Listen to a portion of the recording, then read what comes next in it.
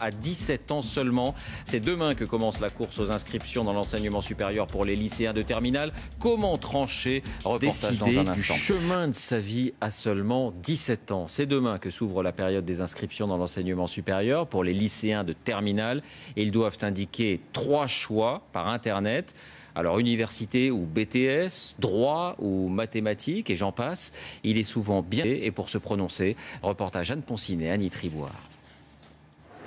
Charlie aurait préféré se concentrer sur son match de foot dimanche dernier. Mais l'heure de son orientation a sonné. Alors, avec sa mère, il a accepté d'aller au salon de l'orientation, avec déjà quelques idées en tête, du commerce et une formation en alternance. C'est ce qui me conviendra. Je sais que si je vais en école ou en fac, je ne vais pas trop être motivé à avoir des cours H24, j'aime pas trop ça.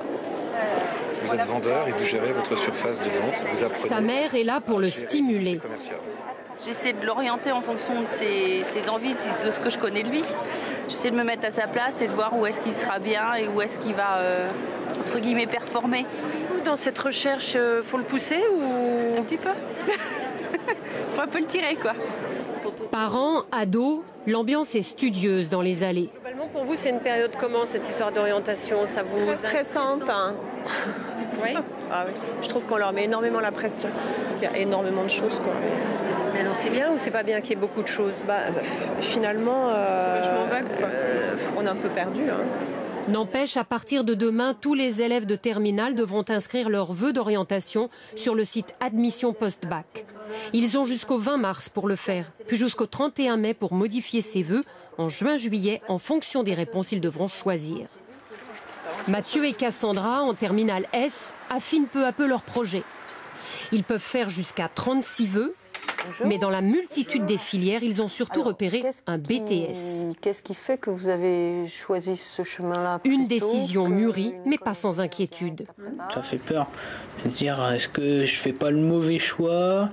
Est-ce que je veux dire, si je fais pas des années en trop alors que j'aurais pu faire autre chose? Il y a des moments, c'est lourd quand même. Enfin, moi, personnellement, je le ressens comme ça. J'ai 17 ans, faut que choisir une formation, non, parce que ça reste des études. Depuis qu'on est jeune, on est habitué aux études. Mais choisir tout de suite son métier, c'est vrai que ça fait tôt. Et on a peur un peu de se rater, quoi. La conseillère teste un peu leur ambition. Vous n'avez pas du tout envisagé les classes préparatoires en grandes écoles? Non, je pense que ça fait un peu peur aussi. Ça me fait peur. Pourtant, Cassandra, vous êtes bien placée dans la classe. Oh, pas tellement.